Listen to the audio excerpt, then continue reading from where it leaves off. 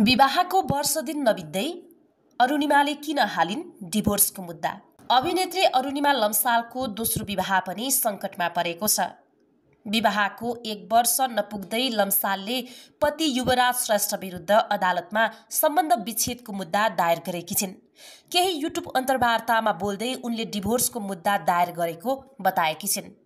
विवाह अघि युवराजले गरेका अधिकांश वाचा झुठा भएको उनको आरोप छ।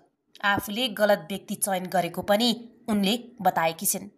विवाह अघि जे सुनिएको थियो त्यो सबै राम्रो थियो, तर पछि सबै गलत मात्रै सुनियो। यस्तो झुठो मान्छेसँग जीवन बिताउनु भन्दा सिंगल नै बस्छु भनेर यो निर्णय लिए उनले भनेकी छिन्। उनले 5 महिनादेखि युवराजसँग कुराकानी नभएको पनि बताएकी छिन्। युवराजले आफूसँग विवाह गर्नुको उद्देश्य अमेरिका जानु मात्र रहेको उनको आरोप छ।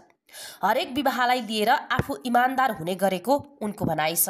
उनी भन्छिन्, मैले विवाह सधैँ राम्रो हुने सोचेर नै गरेको हुन्छु, चाहे त्यो पहिलो होस् या दोस्रो होस् या त तेस्रो, म सधैँ सकारात्मक नै हुन्छु।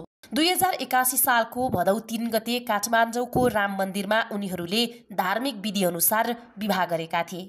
त्यसअघि सुनसरी जिल्ला अदालतमा कानुनी रूपमा विवाह गरेका थिए। छोटो समयको चिन्जानपछि परिवारको पहलमा भएको यो विवाहको केही दिनमै अरुणिमा अमेरिका फर्किएकी थिइन्। विवाहपछि पनि आफू अहिलेसम्म युवराजको मूल घरमा समेत नगएको अरुणिमा बताउँछिन्। अमेरिकी नागरिक भएकाले अरुणिमाले नेपालमा वारिस मार्फत मुद्दा दायर गरेकी हुन्। कानुन अनुसार पति पत्नी दुवैको सहमति भएमा तुरुन्तै डिभोर्स प्रक्रिया टुङ्ग्याउन सकिन्छ, तर सहमति भएन भने मुद्दा दायर भएको मितिबाट 1 वर्षपछि स्वत अदालतले सम्बन्ध विच्छेदको आदेश दिन सक्छ। युवराजले भने अहिलेसम्म यस विषयमा कुनै सार्वजनिक प्रतिक्रिया दिएका छैनन्।